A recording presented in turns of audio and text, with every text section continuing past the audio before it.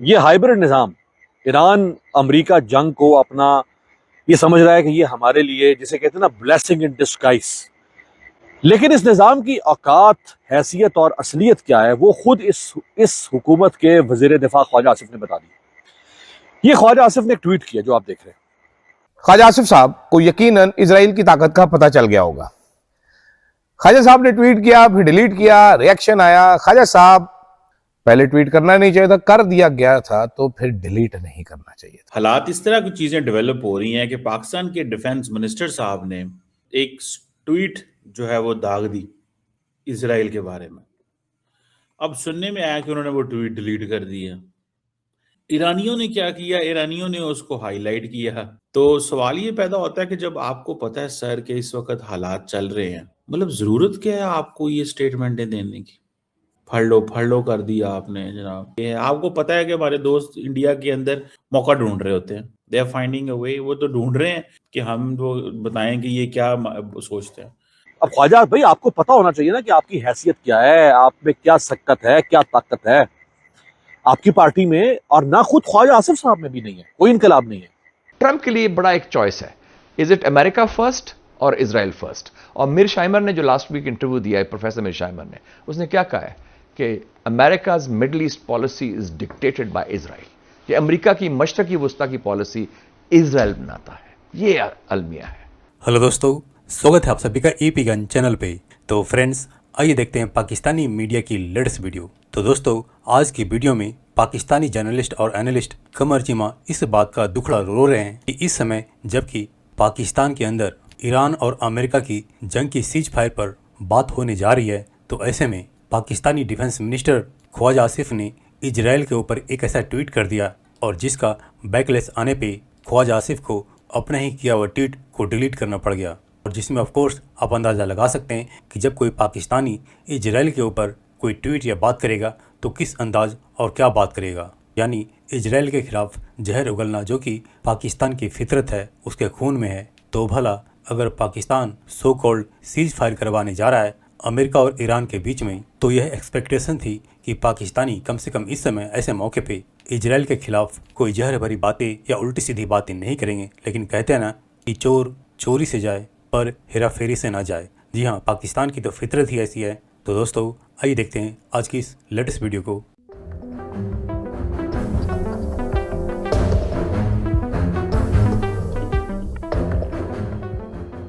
दोस्तों,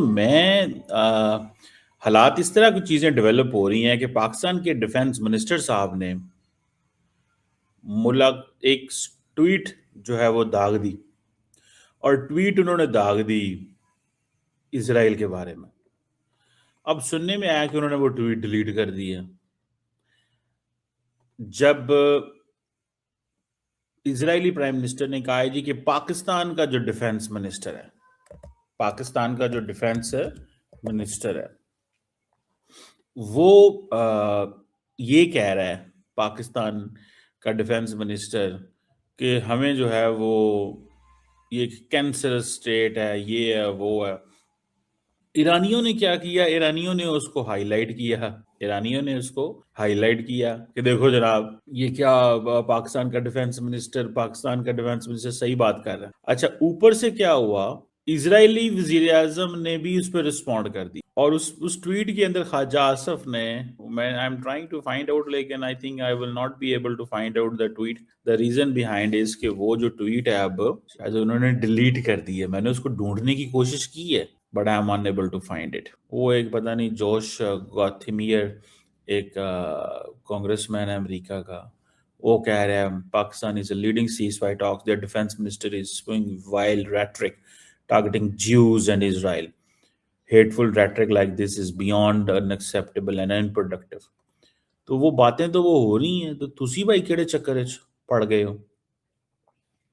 ठीक है ना जी, तुसी केड़े चक्कर में पड़ गए हो?